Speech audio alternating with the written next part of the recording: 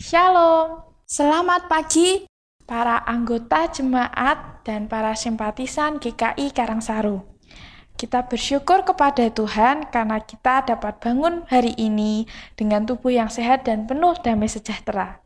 Mari sebelum kita mendengar hikmat pagi pada hari ini, kita berdoa terlebih dahulu agar firman Tuhan yang akan disampaikan dapat memenuhi hati dan pikiran kita. Mari kita berdoa.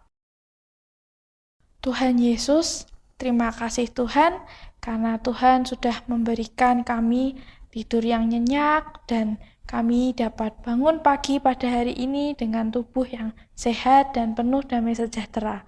Tuhan, sebentar lagi kami akan mendengarkan hikmat pagi pada pagi hari ini. Tuhan berkati kami, berikanlah kami hikmat, akal budi, agar kami dapat memahaminya, menyimpan dalam hati, dan melakukannya di kehidupan kami sehari-hari.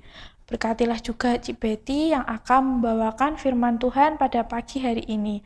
Terima kasih Tuhan, hanya di dalam nama Tuhan Yesus kami sudah berdoa. Haleluya, amin. Firman Tuhan pada pagi hari ini bertemakan rumah doa, yang terambil dari kitab Matius 21 ayat 13-14.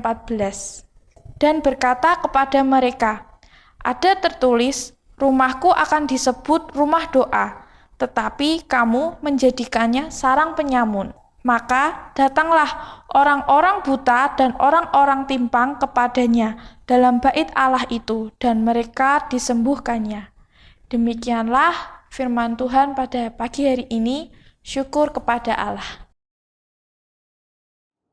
Ibu Bapak Jemaat yang terkasih dalam Tuhan Yesus Kristus, suatu kali Rocky dan Robi terlibat dalam percakapan yang serius tentang menikmati kebaktian gereja di masa pandemi ini. Mereka berdiskusi tentang makna kebaktian yang sebenarnya, apalagi ketika kecanggihan teknologi memberikan kenyamanan untuk beribadah secara online. Rocky berpendapat bahwa di era teknologi yang sudah maju ini, berbakti di rumah secara virtual memberikan keuntungan yang lebih besar dibandingkan beribadah ke gereja secara onsite. Rocky menyatakan bahwa beribadah ke gereja seringkali tidak mengalami perjumpaan dengan Tuhan ketika melihat orang-orang munafik yang terlihat suci di gereja tetapi serigala di dunia bisnis. Orang-orang yang egois karena tidak ramah dan tidak peduli dengan sekitarnya, bahkan ada yang menunjukkan sikap risih ketika duduk bersebelahan dengan orang-orang yang lebih miskin, dan sebagainya.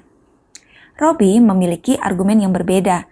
Meskipun tidak menyangkal apa yang disampaikan Rocky dapat terjadi, Robi memberikan pemahaman bahwa berbakti di rumah Tuhan atau gereja tetap lebih baik dan memiliki makna teologis yang lebih tepat.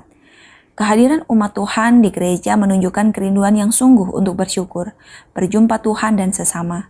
Kebaktian di gereja mewujudkan panggilan Tuhan untuk terciptanya persekutuan orang-orang kudus yang dikhususkan dari dunia dan akan diutus kembali ke tengah dunia. Meskipun teknologi memberikan fasilitas untuk bisa beribadah secara online, sejatinya berpotensi menggerus ikatan persekutuan umat Tuhan dibandingkan ketika beribadah secara tatap muka. Sebuah diskusi yang faktual dan sedang terjadi di masa kini. Setiap orang Kristen perlu untuk menghayati pernyataan Tuhan Yesus. Ketika ia menyucikan bait Allah, Tuhan Yesus berkata, rumahku akan disebut rumah doa. Perkataan Tuhan Yesus ini semestinya menyadarkan anak-anak Tuhan tentang artinya gereja. Kebaktian di gereja merupakan kesempatan untuk berjumpa dengan Tuhan dan menaikkan doa-doa kepadanya. Oleh karena itu, setiap orang Kristen yang beribadah di gereja tidak boleh menjadi batu sandungan. Sedangkan orang-orang Kristen yang tidak terkendala untuk berbakti di gereja dengan sukacita hadir untuk berdoa dan dipulihkan oleh Tuhan. Gereja, rumah doa bagi orang-orang berdosa. Amin. Mari kita masuk di dalam doa. Sungguh kami bersyukur kepadamu ya Allah, mengizinkan kami masih diberikan kesempatan untuk boleh hadir di rumah Tuhan dalam setiap ibadah demi ibadah. Secara khusus, setiap kami yang beribadah di GKI Karangsaru Semarang.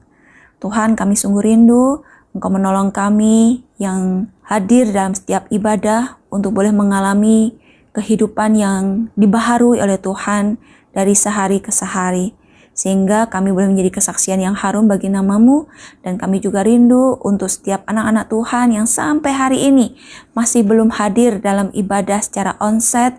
Tuhan juga akan tolong selama mereka masih kuat, masih sehat. Tuhan berikan kerinduan untuk boleh bersekutu bersama-sama dengan saudara-saudara seiman di rumah Tuhan. Dan kami mempercayakan segala rangkaian kegiatan kami hari ini. Mohon Tuhan memimpin sehingga apapun juga yang kami lakukan menyukakan hati-Mu. Di dalam nama Tuhan Yesus kami sudah berdoa. Amin. Selamat pagi, selamat berkarya. Tuhan Yesus memberkati kita semua.